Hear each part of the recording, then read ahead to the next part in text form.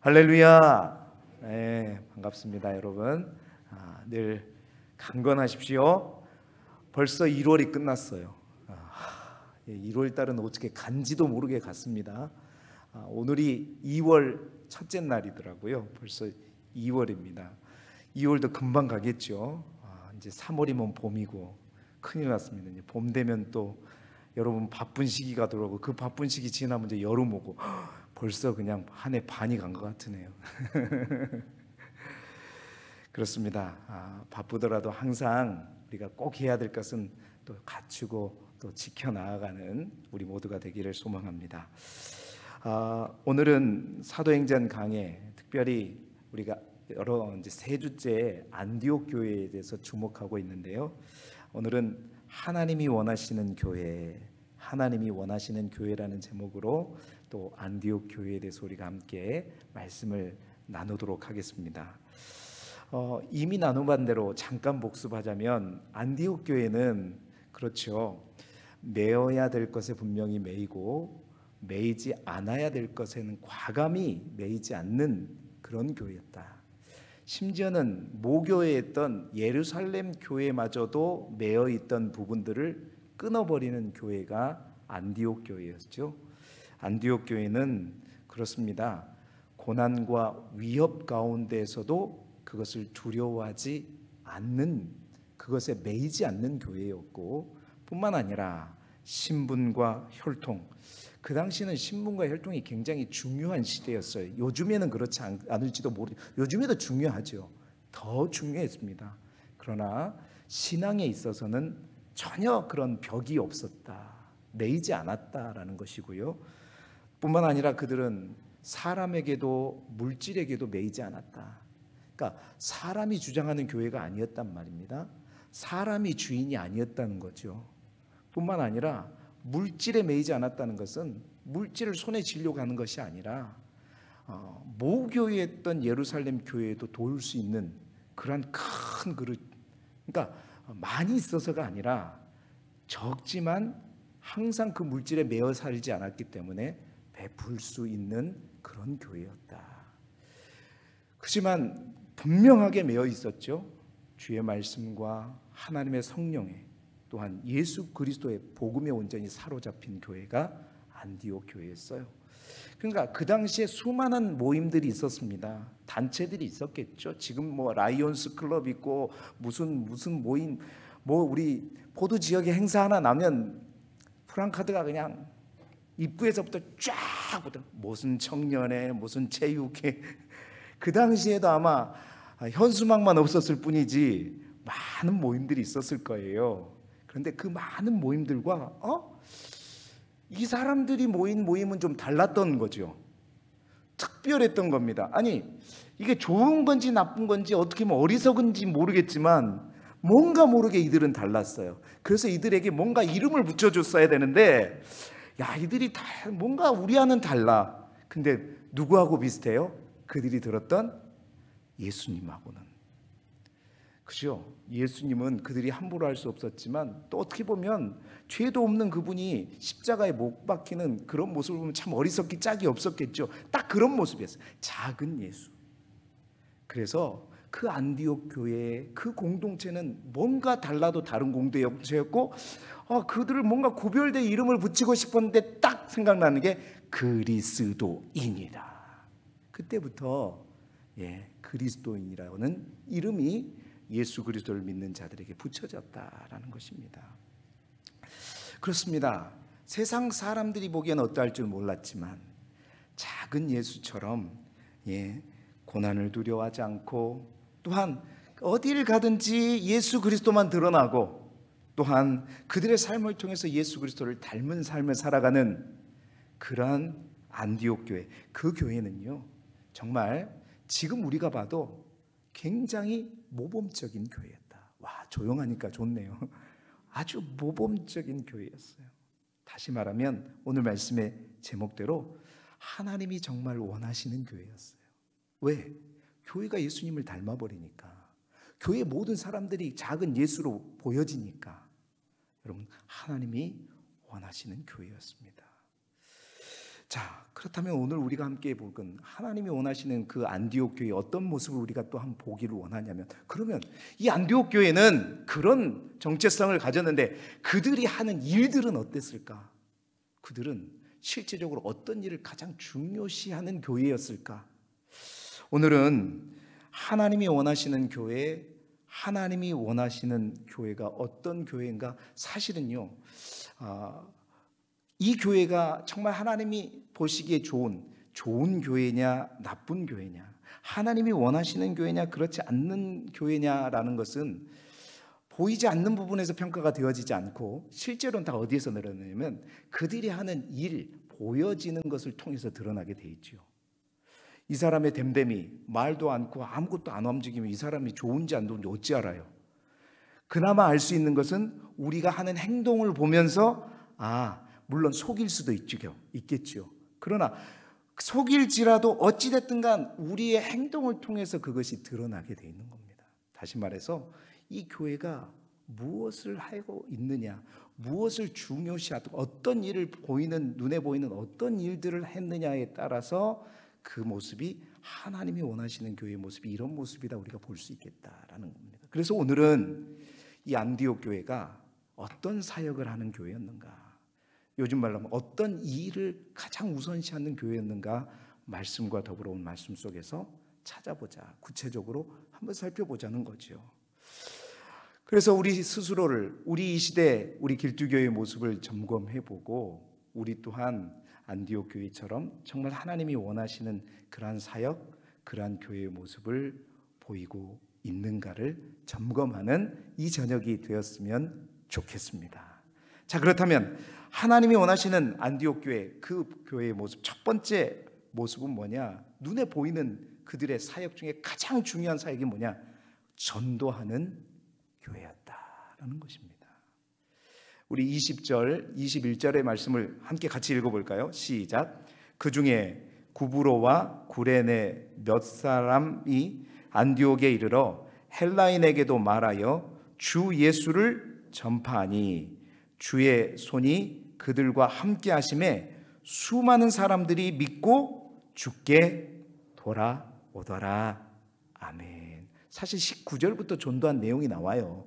근데 세 절이 너무 많아서 20절, 21절만 읽었는데요. 무엇보다도 안디옥 교회의 주된 사역 중에 하나는 뭐냐?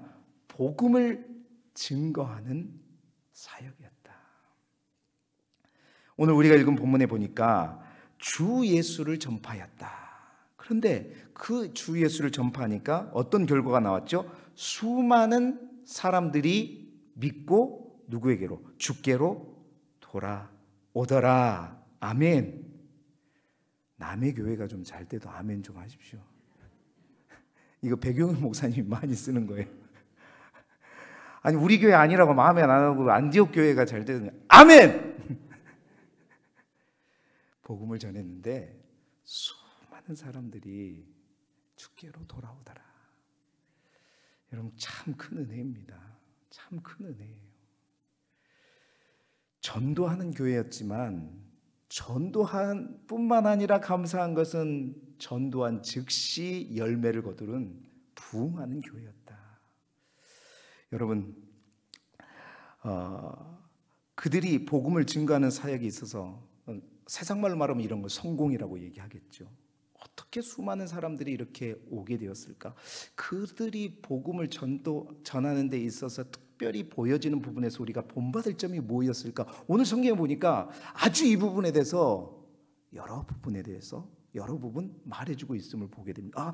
이 짧은 본문에 전도와 관련된 방법에 있어서 이렇게 많은 방법들, 그들이 했던 모습들을 보여주는구나 싶었어요.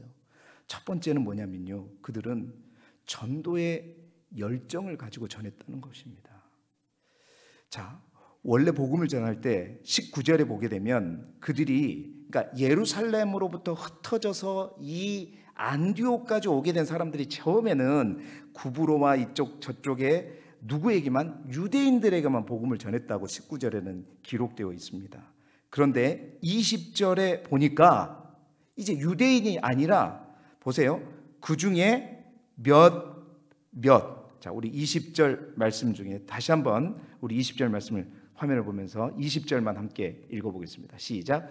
그 중에 구브로와 구레네 몇 사람이 안디옥에 이르러 헬라인에게도 말하여 주 예수를 전파하니.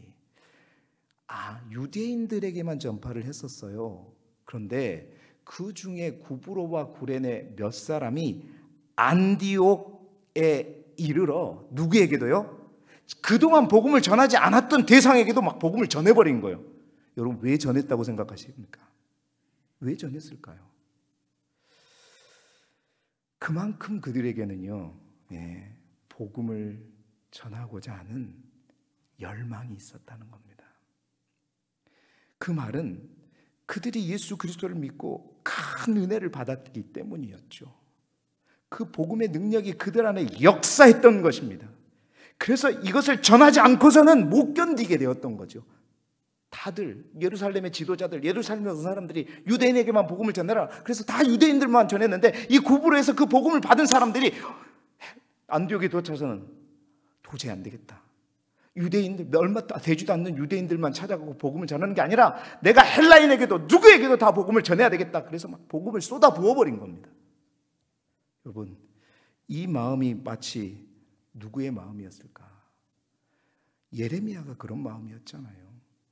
예레미야 20장 9절 말씀, 여러분이 잘 아시는 말씀이에요. 우리 함께 읽어볼까요? 시작.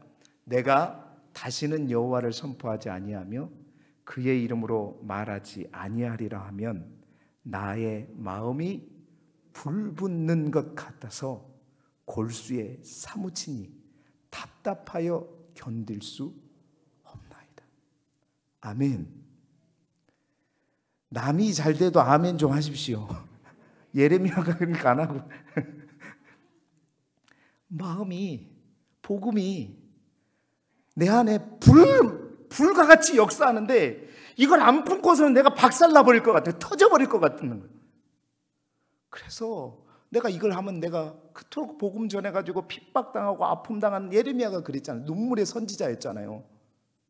그래서 내가 살려면 복음을 안 전해야 되는데, 그래서 안 전하려고 했더니 이 마음속에서, 여러분 이 표준 세번역 성경에 예레미야 20장 9절 하반절을 어떻게 번역하고 있냐면, 우리 같이 읽어볼까요? 시작. 주의 말씀이 나의 심장 속에서 불처럼 타올라 뼛속까지 타들어가니 나는 견디다 못해 그만 항복하고 맙니다.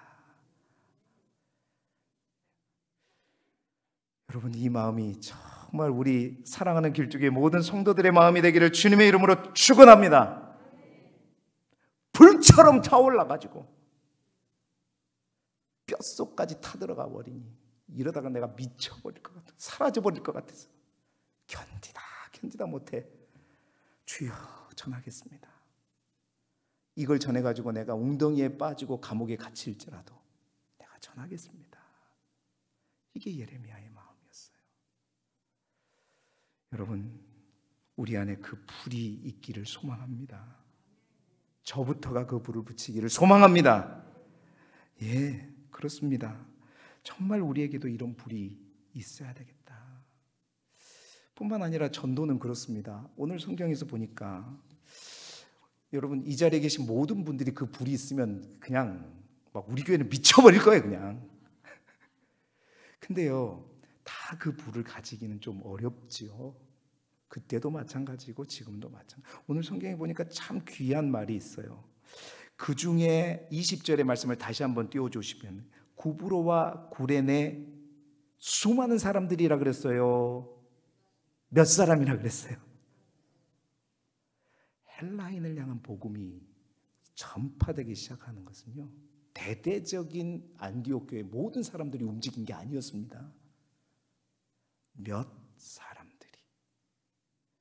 사람들인데 그들은 구브로와 구레네 몇 사람이라는 것은 이들이 뭐냐면 19절을 참조해 보면 예루살렘에서 흩어져서 온 사람들, 그들에게 복음을 받았던 사람들이 예수를 믿고 마음속에 불과 같은 마음이 들어가지고 안디옥에 가서 몇 사람이 헬라인들에게 복음을 전하기 시작했어요. 그런데 그 불이 완전히 퍼져버린 겁니다. 사랑하는 성도 여러분, 저 야산, 저 큰 산도요, 처음부터 불이 하늘에서 떨어져 가지고 불 붙는 게 아닙니다.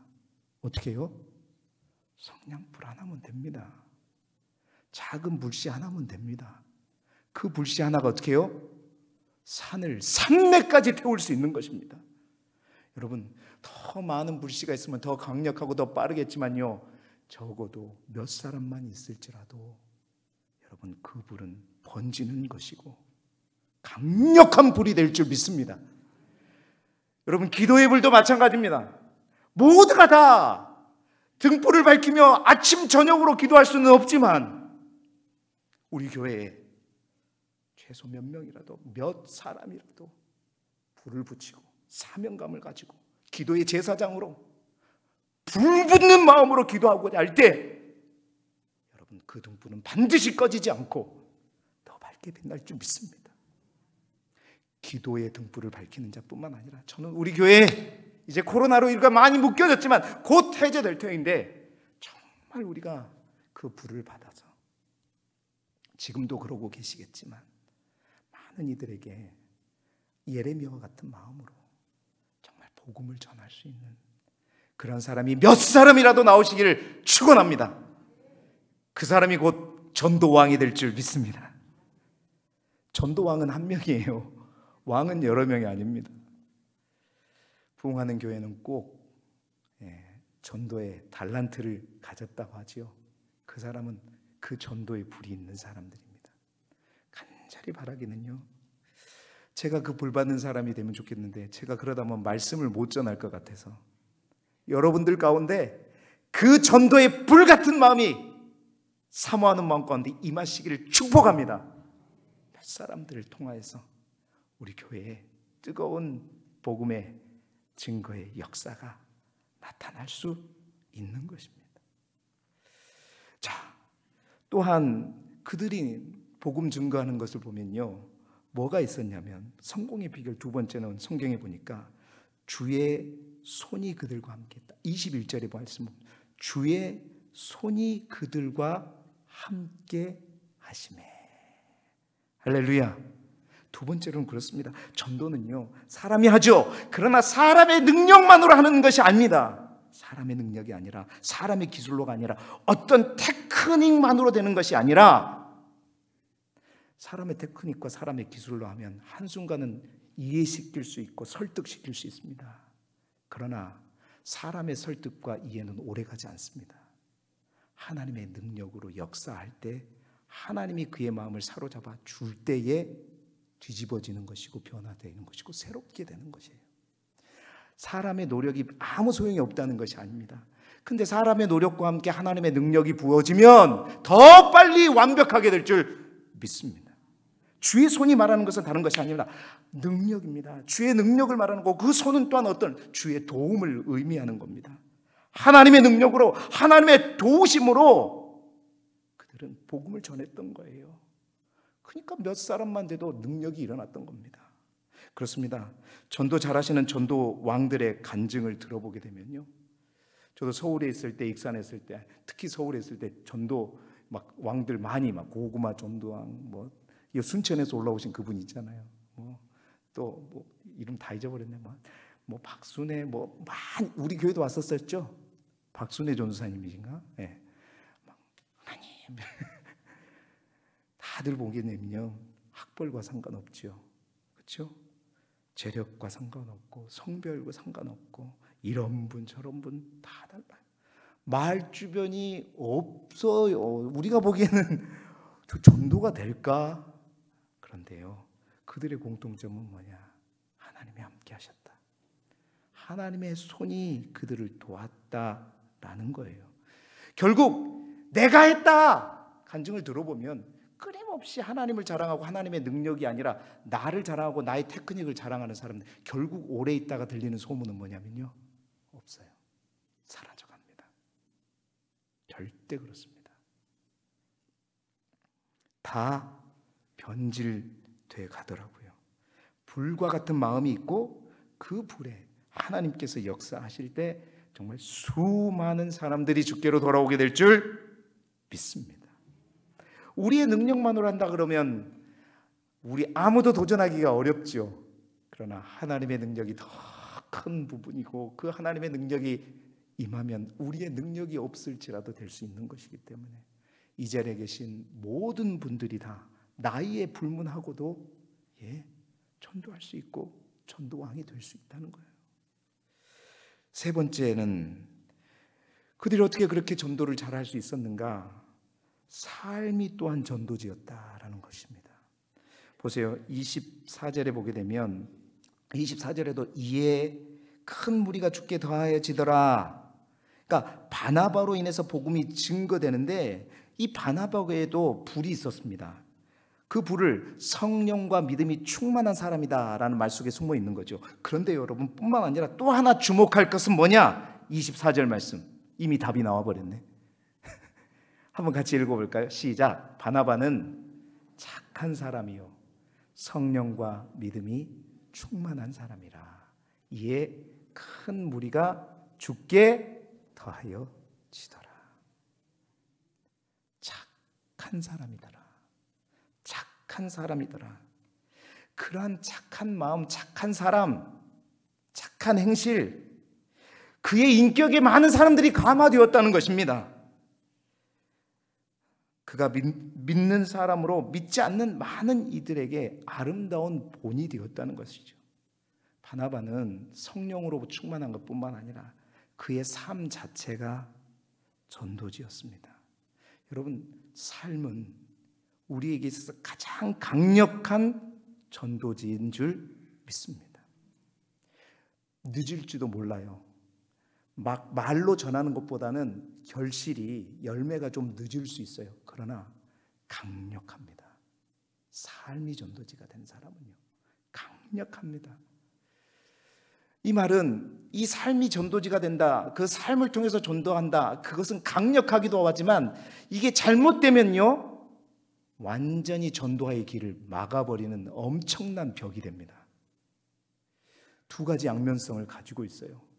우리의 삶이 어찌 보면 엄청나게 강력한, 거의 예수 그리스도를 팔고 싶어도 오자마자 다 믿게 만들어버리는 그런 전도지 역할을 할 수 있지만, 우리가 그 삶을 제대로 살지 못하게 되면 우리로 인해서 그들이 하나님께 나오는데 굉장히 큰 걸림돌 또한 될 수 있음을 반증하는 겁니다. 여러분, 한국교회가 가장 부흥하고 영향력 있게 복음을 전했던 시기가 언제였는가? 그때 어떤 전도 프로그램이 있지 않았습니다. 여러분 다 기억하실 거예요. 이 자리에 그 증인들이 있습니다. 걸어다니는 전도지들 때문이었습니다. 바로 그 당시에 많은 믿음의 사람들, 그리스도인들은 마을에 힘들고 어려운 일이 있을 때 발벗고 나섰습니다. 그 일들을, 그 굳은 일들을 믿음의 사람들이 와서 다 해줬어요.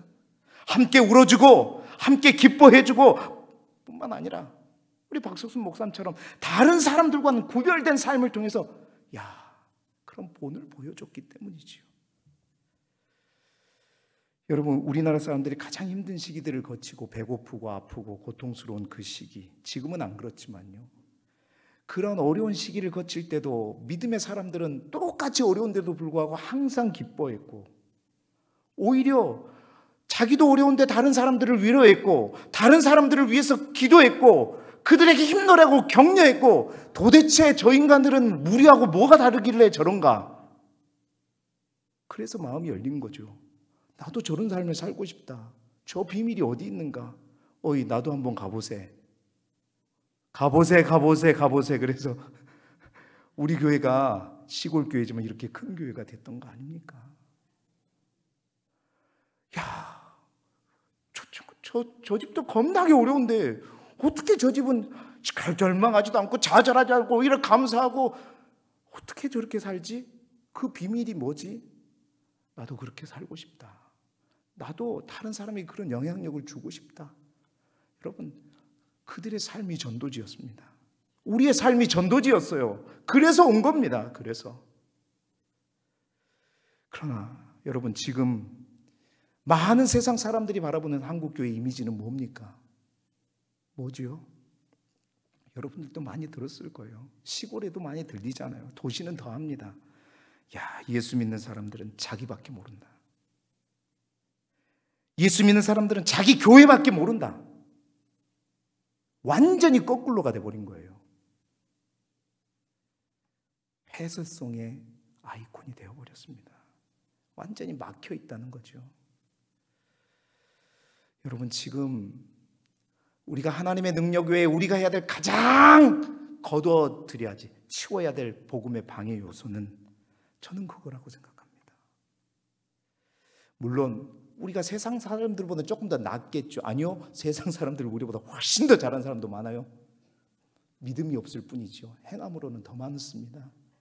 예. 그러나 많은 사람들보다 조금 우리가 더 나을 수 있다. 좋아요. 그러나 많은 사람들이 그런 시대에 살고 있다면 우리가 그들과 반대의 삶을 또한 살아줘야 옛날처럼 저들은 도대체 뭐가 있길래, 저들 안에 있는 뭐가 있길래 저들은 저렇게 하면서 많은 사람들에게 영향을 끼칠 수 있는 것일까? 저들도 먹고 살기 힘들고 자기 것 소중한 거 다 할 때 바보가 아닌데. 주일에 말씀드렸죠. 손해의 낭만. 이 한 주간의 말씀을 묵상하면서 새벽마다 저녁마다 기도하면서 계속해서 그 손해의 낭만, 손해를 두려워하지 말라. 그 말씀이 저를 떠나지 않는데 오늘도 설교를 준비하면서 이게 바로 딱 오더라고요.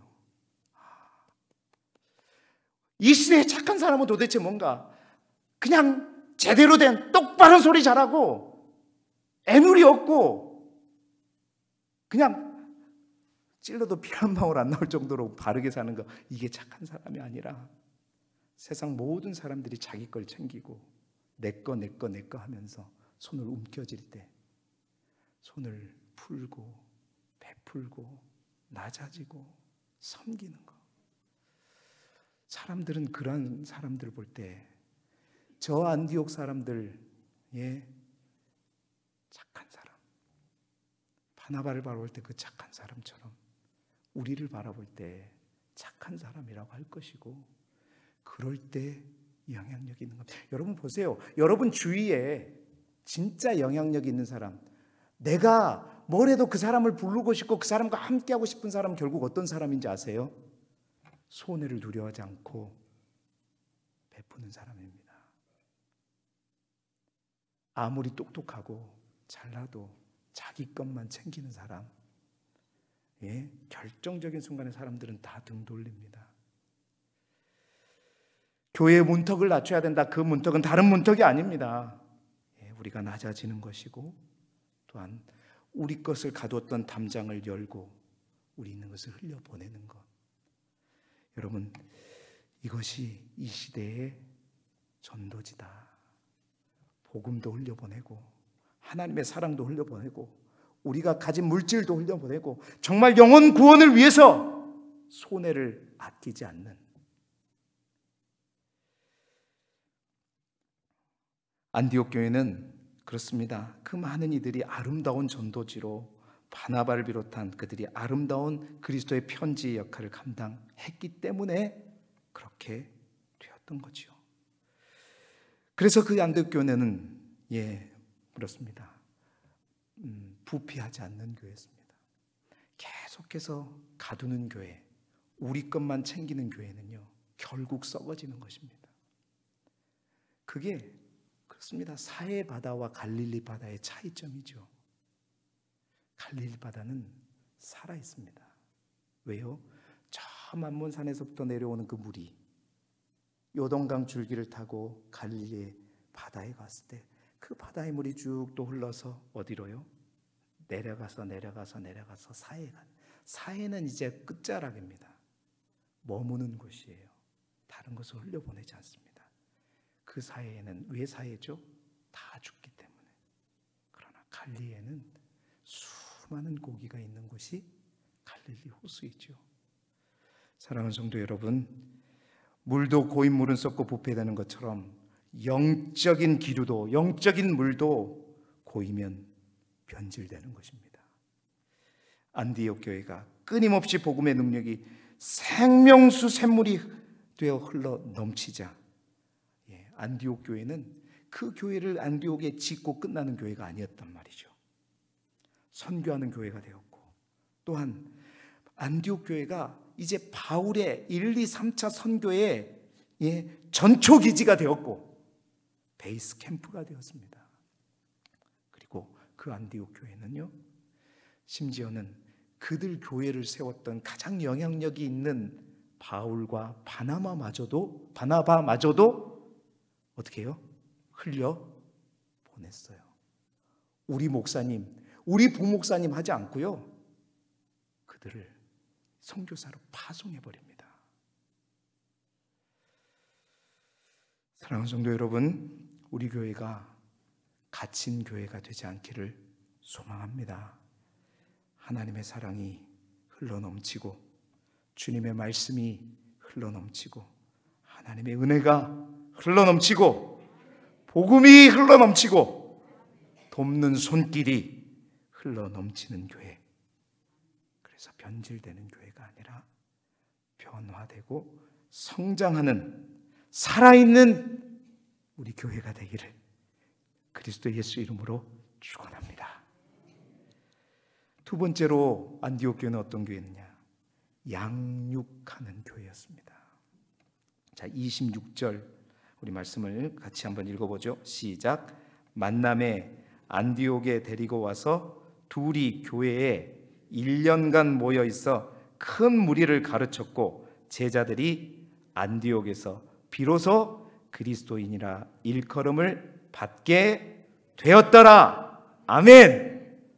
더 하고 싶은데 지금 2장이 남아있는데 이거 하면은 오늘 또 넘어갈 것 같아서 시간이 45분이 되어서요, 오늘은 양육하는 교회. 1년 동안 바나바와 바울이 그들을 열심히 가르쳤다. 굉장히 중요합니다. 교회가 양육되고 배우고 가르치는 게 얼마나 중요한가, 다음 시간에 우리 다음 주에 함께 나누도록 하겠고요. 오늘은 그겁니다. 손해의 낭만. 여러분이 착한 사람 되시고 정말로 여러분을 보고 교회 가고 싶은 사람들이 많이 일어나기를 바라고, 또 여러분을 통해서 여러분의 가정과 여러분의 마을이 복음화될 수 있는 아름다운 그리스도의 편지요 전도지 역할을 감당하는 저와 여러분이 되시기를 그리스도 예수 이름으로 축원합니다.